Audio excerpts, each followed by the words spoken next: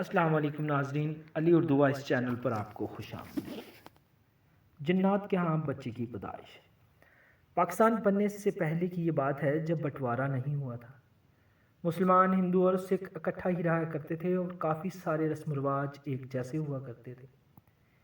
یہ اس وقت کا ایک واقعہ ہے جب بچوں کی پیدائش عام طور پر گھروں پر ہوتی تھی، یعنی ہاسپٹل وغیرہ میں ڈلیوری وغیرہ نہیں ہوا کرتی تھی۔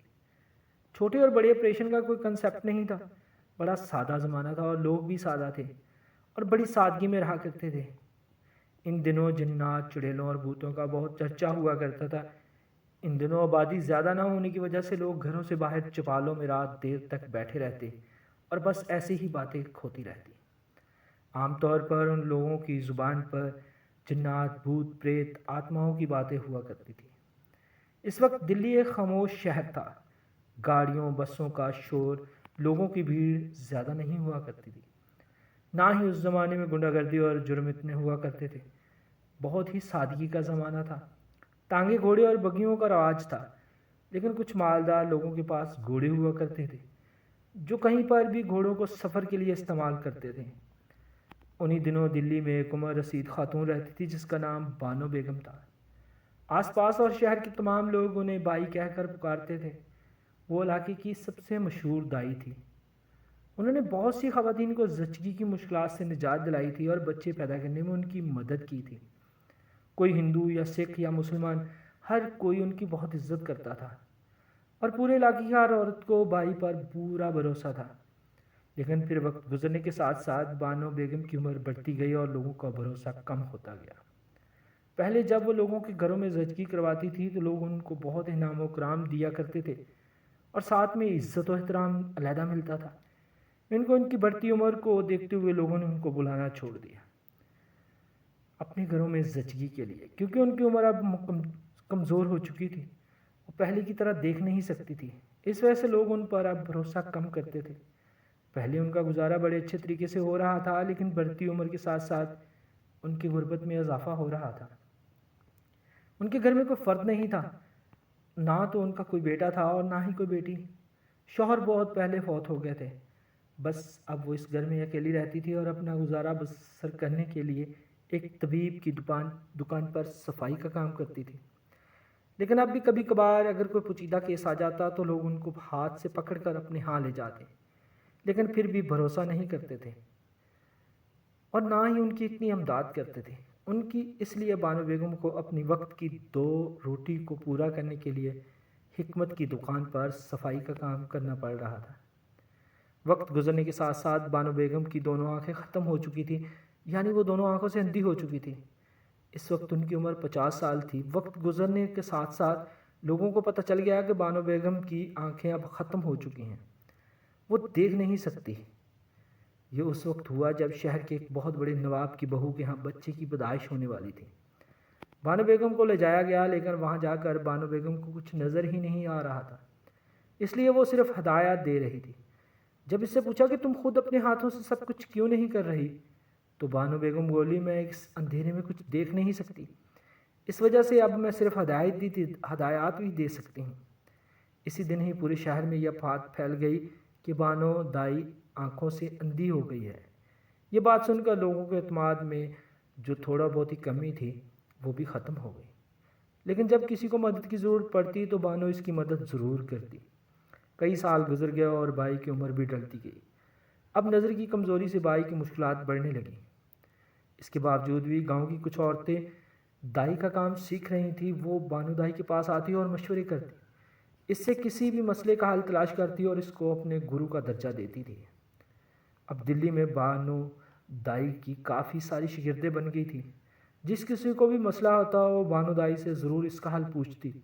جب بھی کسی زچگی میں پوچیدگی ہو جاتی تو وہ سب سے پہلے بانو دائی کے پاس آتے۔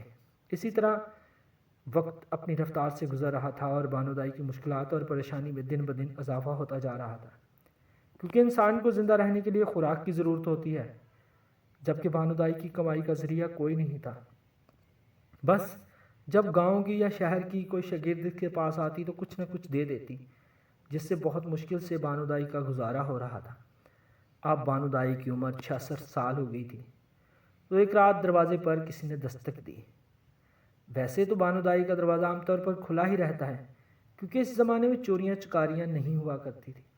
دوسرا، بانو دائی کے گھر میں کچھ ایسا تھا ہی نہیں جس کو چرایا جا سکتا۔ اس وقت پورا شہر خاموشی میں ڈوبا ہوا تھا۔ رات کا کوئی یہی 2 بجے کا ٹائم ہوگا، ہر طرف اندھیرے کا راج تھا، مگر بانو دائی ابھی تک جاگ رہی تھی کیونکہ اس کا کوئی اور کام تھا ہی نہیں، بس گھر میں آرام لیٹنا۔ ان دنوں شہر کی ایک عورت جو بانو دائی کو اپنا مرشد، اپنا گرو مانتی تھی، وہ اس کے پاس رہنے کے لیے آئی ہوئی تھی کیونکہ وہ بانو دائی سے زچگی کے بارے میں تعلیم حاصل کر رہی تھی، اور یہی سمجھ لیں وہ اس وقت بانو دائی کی اسسٹنٹ تھی۔ وہ بانو دائی کو واش روم وغیرہ لے کر جاتی اور کہیں اگر جانے کی ضرورت پیش آتی تو وہ بانو دائی کے ساتھ جاتی۔ وہ بھی اللہ کی قدرت سے اس وقت گھر پہ موجود تھی جب دروازے پر دستک ہوئی۔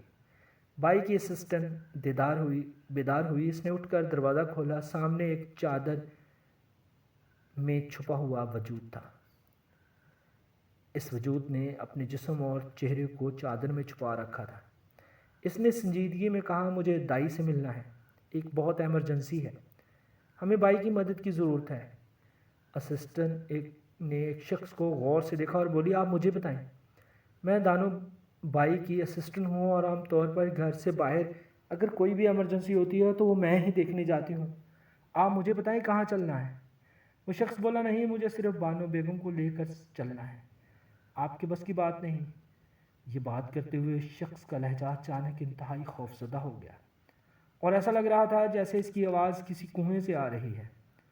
دروازے کے سامنے اس آدمی کی بگی کھڑی تھی جس میں 2 گھوڑے جڑے ہوئے تھے۔ اسسٹنٹ اس شخص سے گھبرا کر جلدی سے بائی کو جگانے کے لیے گئی۔ بائی کبھی کسی کی مدد سے انکار نہیں کرتی تھی۔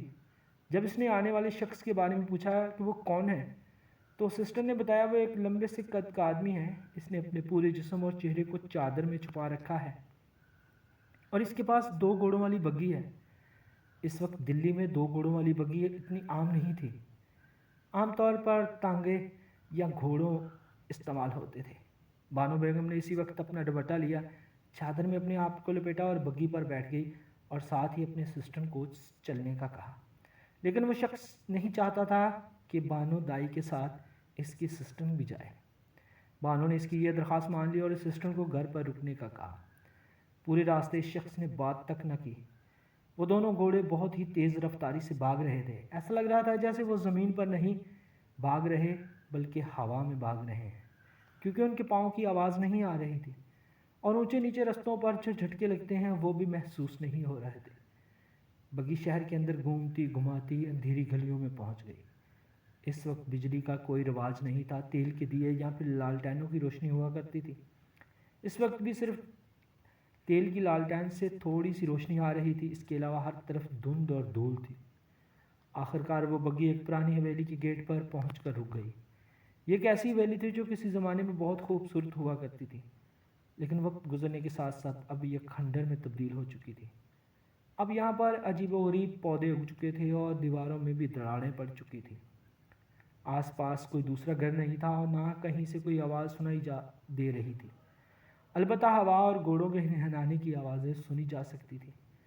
اس شخص نے بائی کو کہا، آپ میرے ساتھ چلے، اور جیسے ہی بانو بیگم نے بگی سے پاؤں نیچے اتارا تو اس کی دنیا ہی بدل گئی، کیونکہ اب اس کو سب کچھ نظر آ رہا تھا۔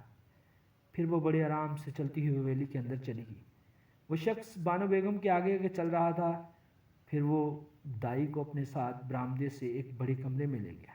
اس کمرے میں تقریباً 20 لوگ موجود تھے، ان میں عورتیں و بچے موجود تھے، بس ان کی آوازوں سے محسوس ہو رہا تھا کہ یہاں پر بچے اور عورتیں ہیں۔ پھر وہ بولا، دائی، یہ میری بیگم ہے۔ جیسے ہی وہ شخص بولا کہ ہم لوگ جنات کے قبیلے سے ہیں اور میں ایک جن زادہ ہوں اور یہ میری بیوی جن زادی ہے، بڑی مشکل سے اللہ نے ہمیں اولاد دی ہے، لیکن ہمارے قبیلے کے حکیم نے بتایا کہ آپ کا بچہ بچ نہیں پائے گا، اگر بچے کو بچا لیا جائے گا تو ماں مر جائے گی۔ پھر اسی طبیب نے مجھے آپ کا بتایا کہ آپ ہی واحد ہستی ہیں جو اس زچگی کے دوران میری بیوی اور بچے کو دونوں کو بچا سکتی ہیں۔ یہ سن کر بانو بیگم پر خوف طاری ہو گیا اور اس کی سانسیں پھول گئی۔ مرد نے اسے بیڈ کی طرف بلایا اور کہا، میری بیوی تکلیف میں ہے، کوئی سمجھ نہیں پا رہا کہ اس کی مدد کیسی کی جائے اور کیا مسئلہ ہے، آپ کو آپ کے اللہ کا واسطہ میری مدد کرو۔ بانو بیگم نے ہاتھ لگا کر جب غور سے دیکھا تو اسے پتہ چلا کہ وہ زچگی کے آخری مشکل ترین وقت سے گزر رہی ہے۔ بانو بیگم اس کی تکلیف کو محسوس کر سکتی تھی۔ اس غریب مخلوق پر ترس کھاتے ہوئے بائی نے خوف کو ایک طرف رکھ کر بچے کی پیدائش کا عمل شروع کیا۔ جب اس نے اس کام کو شروع کیا تو انسان اور جن کا فرق ختم ہو گیا۔ اب اس کی توجہ کام پر تھی اور کئی گھنٹے کی محنت کے بعد ایک چیخ اٹھی اور بچہ دنیا میں آ گیا، اور ساتھ ہی اس کی ماں کی آنکھوں سے آنسو جاری ہو گئے۔ جن نے بھائی کا شکریہ ادا کیا، لیکن بھائی اس کمرے میں گھٹن محسوس کرتے ہوئے بے ہوش ہونے لگی۔ اس نے اس جن کو درخواست کی کہ اسے واپس اپنے گھر پہنچا دیا جائے، کیونکہ کام تو مکمل ہو چکا ہے۔ جن نے کہا ہم آپ کو خالی ہاتھ نہیں جانے دیں گے، آپ نے ایک بہت بڑا کام کیا ہے، میری بیوی اور میرے بیٹے کو نئی زندگی دی ہے۔ ہماری طرف سے آپ کے لیے ایک تحفہ ہے، وہ آپ کو قبول کرنا پڑے گا۔ بھائی نے انکار کر دیا اور کہا کہ وہ صرف اپنے گھر واپس جانا چاہتی ہے۔ میں کہہ رہا ہوں نا کہ دوپٹہ پکڑ لو اور اپنا دوپٹہ آگے کرو۔ بھائی نے ایسا ہی کیا، اپنی جھولی پھیلائی اور شخص نے تحفے کو قبول کر لیا۔ ان کا دوپٹہ بہت بھاری ہو گیا، شاید اس شخص نے بہت بھاری چیز ان کے دوپٹے میں ڈال دی تھی۔ اس نے اس شخص کا شکریہ ادا کیا اور اپنے گھر لے جانے کی ایک بار پھر سے خواہش ظاہر کی۔ جب بگی میں وہ بیٹھی تو سورج نکل رہا تھا۔ پیدائش کا عمل پوری رات کے بعد مکمل ہوا تھا۔ جیسے ہی بانو دائی اس گھر سے نکلی، اس کی آنکھوں کا چراغ پھر سے گل ہو گیا۔ اس کی آنکھوں کے آگے پھر اندھیرا چھا گیا۔ اس نے ہاتھوں سے ٹٹول کر اپنے دوپٹے میں پڑے ہوئے وہ تحفے کو جب غور سے چھو کر دیکھا تو اسے محسوس ہوا وہ تو کوئلے کے ٹکڑے ہیں یا کسی پتھر کے ٹکڑے ہیں۔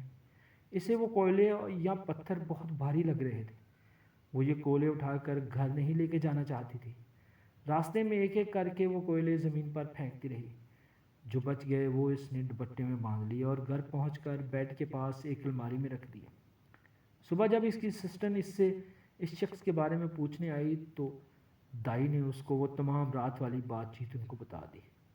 وہ سسٹر کہتی ہے کہ اگر وہ جن زادے تھے تو پھر انہوں نے اس درد اور تکلیف کی کوئی نہ قیمت تو بانو بیگم آپ کو ضرور دی ہوگی۔ ہاں بالکل، انہوں نے اپنے بچے کی پیدائش پر مجھے انعام دیا تھا۔ بالکل انہوں نے مجھے انعام دیا تھا، انہوں نے مجھے بڑے بڑے کوئلے دیے تھے۔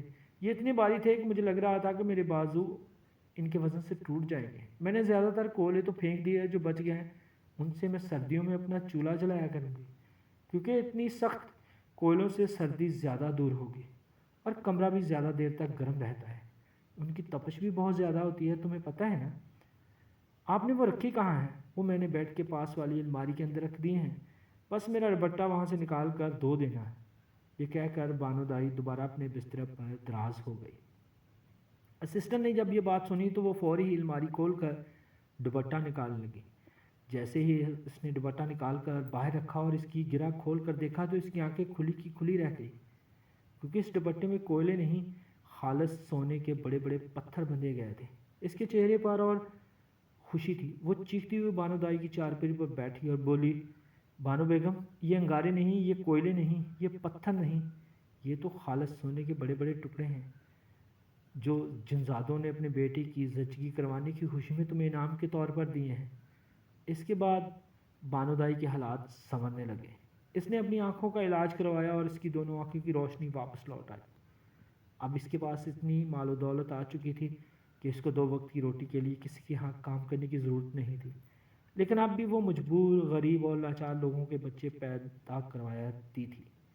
یعنی وہ اب بھی دائی گھر کام کر رہی تھی اور اس کام کو وہ عبادت سمجھ کر کرتی تھی، اور آج بھی اسے یاد ہے کہ اس نے ایک جنزادی کی بیوی کے بچے کی پیدائش کروائی تھی۔ ناظرین، اگر کہانی اچھی لگی ہے تو ویڈیو کو لائک کریں، شیئر کریں۔ اگر ابھی تک آپ نے چینل کو سبسکرائب نہیں کیا تو چینل کو سبسکرائب کریں۔ ملتے ہیں انشاءاللہ اگلی کہانی میں۔ اللہ حافظ۔